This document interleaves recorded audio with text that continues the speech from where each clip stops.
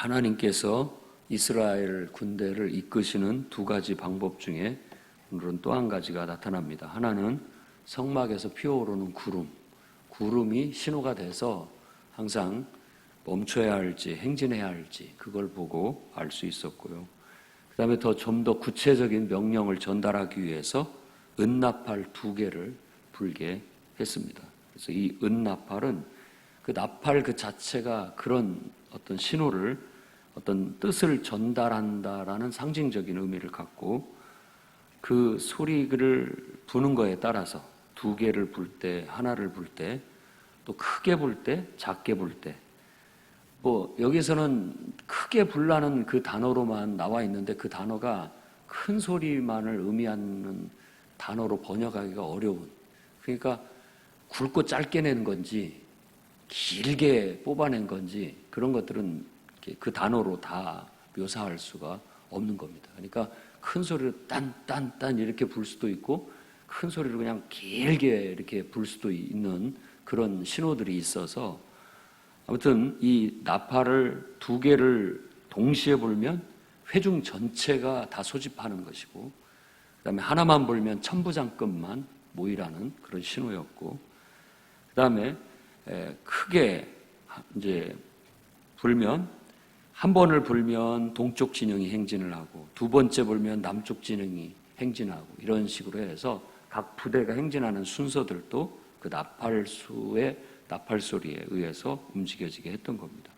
이런 모든 나팔을 통한 어떤 하나님의 명령의 전달은 제사장들만 할 수 있다라고 얘기를 해서 제사장이 나팔수가 돼서 나팔을 불게 했던 겁니다.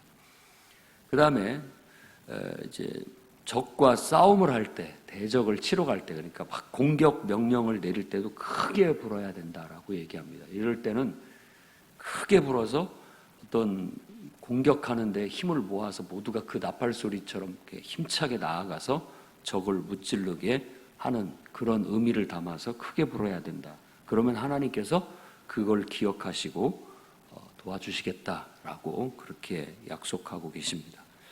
그다음에 이 나팔은 이제 이런 전쟁을 치를 때뿐만 아니라 어떤 희락의 날, 기쁜 날이 있을 때라든지, 또 나팔절이라고 하는 7월 달이 새해라고 말하는데 우리로 보면은 9월, 10월입니다. 거기는 우리하고는 좀 개념이 다르게 그때를 달력의 시작으로 보는 거예요. 왜냐하면 그때 무렵을 지나서 이제 파종을 하기 때문에 그렇습니다. 보리나 밀은 그때 파종을 하기 때문에 그때를 시작으로, 농사절기에 의해서 애굽은 그때를 시작으로 보는 겁니다. 그래서 7월 무렵이 새해 7월 1일 날 나팔을 불므로써 나팔을 불게 됐고, 또 매달 첫날에 나팔을 불게 했던, 그래서 첫날을 알리는 특별히 어떤 신호를 했던 거죠. 우리도 어렸을 때 오포 분다고 해서 사이렌 소리가 이렇게 났는데, 그때는 시계가 없고 논에서 일하다 보면은 언제가 점심때인지를 모르기 때문에 그런 소리를 통해서 알려줬죠. 그런 기억이 납니다. 그런 것처럼 이 공동체가 어떤 성막이 중심이 돼가지고 거기에서 하나님의 명령이 하달되고, 구름 기둥으로, 또 밤에는 불 기둥으로 신호를 하고, 그 다음에 나팔을 통해서 나팔의 어떤 약속된 신호에 따라서 군대가 그거에 의해서 질서정연하게 움직이는 모습을 볼 수 있습니다. 여기서 우리가 알 수 있는 건, 일단 기도에 대해서도 배울 수가 있고요. 이 나팔을 분다라는 것에 따라서 우리가 이 나팔을 분다라는 것은 어떤 하나님의 뜻을 전달한다는 의미도 있고, 또 그 나팔을 통해서 하나님 기억하시고 도와주세요라는 그런 신호이기도 합니다. 2가지 의미가 있어요. 회중을 향해서는 하나님의 뜻을 전달하는 것이 되고, 또 하나님을 향해서는 하나님이 우리가 이렇게 하니까 하나님께서 도와주시고 임재해 주십시오라는 그런 의미를 담고 있는 겁니다. 그러면 하나님께서 그걸 기억하고 우리를 구원하시거나 도와주시겠다고 약속하셨기 때문에 그렇습니다. 우리의 기도도 나팔 부는 것 같습니다. 우리의 기도를 통해서 또 우리가 변화되기를 바라는 공동체가 변화되고 또 내가 변화되기를 원하는 사람들이 변화되고 이런 어떤 기도의 중보 기도의 효력이 있고 또 우리가 기도함으로써 하나님께서 우리를 도우시는 겁니다. 그런 의미에서 우리가 기도는 어떤 바램을 아뢰고 나는 가만히 뒷짐지고 서 있는 하나님 알아서 해주세요가 아니라 기도는 선언하면서 행동하는 겁니다. 그게 기도인 것이죠. 그러니까 우리도 운동을 할 때 막 더 힘을 내기 위해서 기합을 내고 막 함성을 지르면서 잘해보자 라고도 하고 또 막 화이팅 이렇게 외치면서 나뿐만 아니라 나도 힘차게 뭔가 집중해서 잘해보자는 그런 마음의 다짐도 되지만 다른 사람들에게도 그런 사인을 보내는 거거든요. 같이 한번 힘을 내서 해보자라는. 그러면 거기에 화답해서 같이 또 똑같이 화이팅을 외치면서 이렇게 나가는 것 같은 그런 단결과 또 어떤 하나님을 위한 순종과 헌신을 자극하는 것이 이 나팔 소리였던 것입니다. 우리의 기도 소리가 이 나팔 소리처럼 울려 퍼질 때 우리가 힘을 내게 되고요. 그 기도 소리만큼 또 행동하게 된다라는 거예요. 내가 낙심되거나 다운되어 있어서 의욕을 잃고 그냥 있는 것이 아니라 하나님의 명령이 우리에게 전달됐고 또 하나님의 뜻이 우리에게 분명하니 그 일을 한번 힘차게 나가서 해보자. 이게 행진에 대한 명령인 것처럼 우리가 기도한다라는 것은 행동한다는 의미이기도 합니다. 교회는 기도 소리가 불분명하거나 기도 소리가 약화돼서는 안 되겠습니다. 정말 필요적절할 때마다 기도가 울려 퍼져야 되고 그 기도에 힘입어서 우리가 행진하고 나아가 원수 마귀와 싸워서 이기고 또 그 기도 소리가 막 우렁차게 울려 퍼짐으로써 하나님이 그 기도를 듣고 기억하신다는 건 듣고 거기에 하나님이 도움을 주시고 기적과 능력을 나타내 주시는 그래서 그런 분위기가 교회 안에 잘 돼서 기도를 통해서 단합하고 화합하고 기도를 통해서 하나님의 역사를 이루어가는 분위기가 될 수 있도록 해주시기 바랍니다. 우리가 실천해야 할 바입니다. 그래서 지도자 된 자들은 먼저 항상 기도 소리가 울려 퍼져야 되고 또 하나님의 뜻과 명령은 제사장을 통해서 전달되고 하달되는 것이 되어야 되겠고 그걸 통해서 모두가 일사불란하게 한마음 한뜻이 되어서 하나님의 뜻을 성취해 나가게 된다면 큰 역사가 일어날까 믿습니다. 11절에서 28절에는 비로소 이제 신의 광야에서 행진을 시작하게 됐다. 가나안을 향한 위대한 여정이 시작된 겁니다. 아주 60만의 큰 규모의 군대가 조성되었고 체계가 짜였고 지도자들이 세워졌고 이제 그들이 비로소 신의 광야를 출발하여 바란 광야까지 가게 됐다라고 그렇게 말하고 있습니다. 보통 학자들은 이때가 1445년경이라고 얘기를 하는데 한 15세기, BC 15세기 예수님이 태어나기 전 15세기 정도에 이런 일이 있었다고 얘기를 합니다. 그 다음에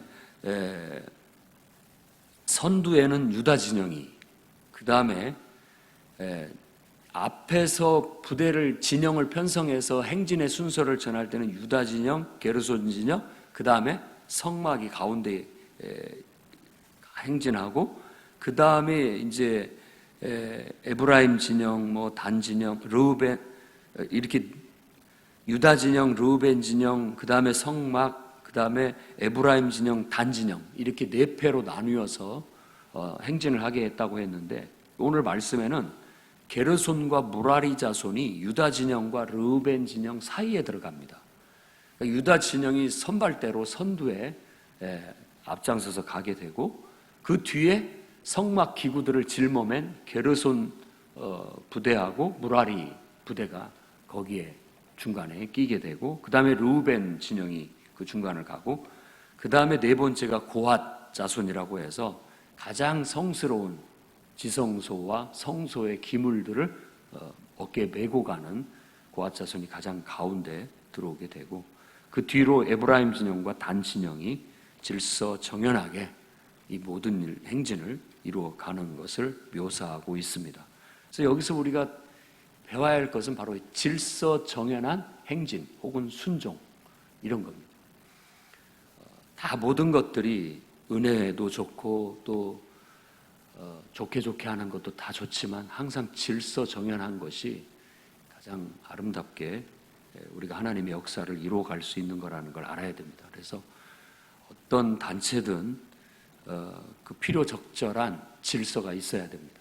그래서 중요한 걸 가운데다 두고 또 보호받아야 할 것들을 보호받게 하면서 그것에 의해서 이렇게 모든 것들이 질서 정연하게 착착 진행되어 나갈 수 있도록 해 나갈 필요가 있습니다. 교회도 교회를 운영하고 또 교회가 하나님의 사명을 감당해 나아가는 데 있어서도 이런 질서 정연한 편제와 그 다음에 질서 정연한 조직 그리고 그 질서 정연한 실행, 이런 것들이 잘 될 때 불협화음이 없고 화합과 협력을 이루어갈 수 있다고 봅니다. 그다음에 29절하고 32절에는 모세의 장인 이드로라고도 하는데 오늘 여기에서는 호밥이라고 설명을 하고 있습니다. 둘 중에 하나의 이름은 그 사람의 어떤 역할, 직책의 명칭이라고 이해를 하는 게 좋습니다. 그래서 호밥 이드로, 이드로 호밥 이렇게 이해를 하면 좋겠어요. 어떤 것은 그 사람의 직책입니다. 이 사람도 하나의 부족장으로서의 직함을 가지고 있었다고 볼 수 있습니다. 자, 모세가 장인에게 하나님이 우리를 이끄시는 그 땅으로 함께 가자라고 그 자기 장인에게 요구를 합니다. 그래서 장인은 아니다, 나는 고향 땅으로 돌아가겠다라고 하자 다시 같이 가자고 설득을 합니다.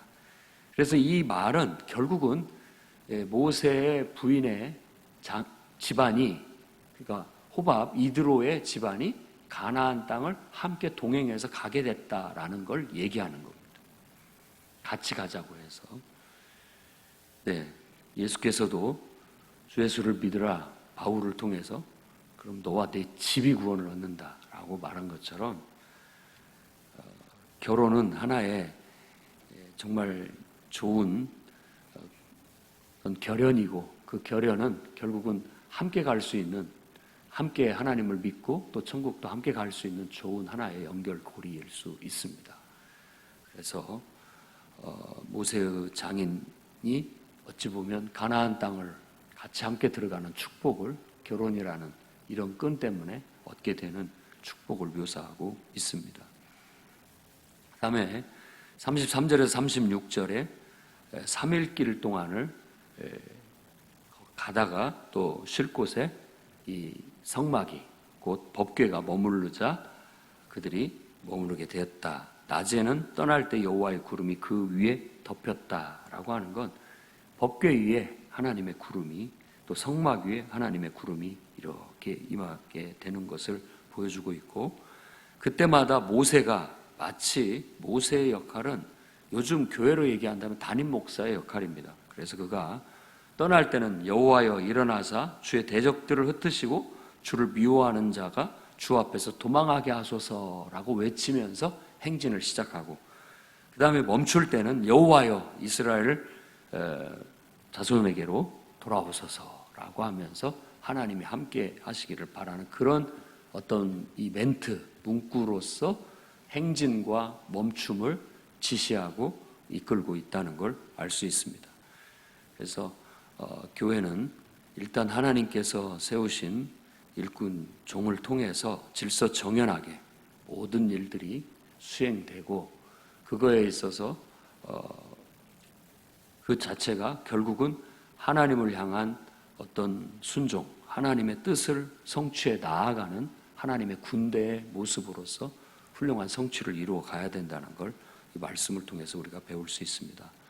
오늘날 이제는 이스라엘 백성이라는 선택받은 민족은 아니지만 오히려 결혼하지 않은 여인이 더 많은 자식을 갖게 될 것이다 라고 하는 선지자들의 예언을 통해서 예수 그리스도의 완전한 희생 제사를 통하여 이제는 누구든지 예수를 믿는 자는 다 아브라함의 자손, 하나님의 백성이 되는 그런 시대를 하나님께서 열었습니다. 그래서 누구든지 복음으로 회복된 사람들은 하나님의 왕같은 제사장과 같은 사역자들로서 함께 하나님의 백성으로서 하나님의 역사를 이루어 나가는 주님의 몸된 지체들이 되게 된 겁니다. 분명한 지체 의식을 가지고 마디마디마다 연결되어 머리의 뜻을 따라서 훌륭하게 협응을 이루어내서 정말 가장 하나님이 원하는 대로, 머리가 원하고 뜻하고 명령한 대로의 훌륭한 성과를 이루어낼 수 있는 그런 건강한 교회를 우리가 이루어갈 수 있도록 함께 기도하고 나팔을 힘차게 불어서 화합하고 협력해 나갈 수 있기를 주의 이름으로 축원합니다. 기도하겠습니다.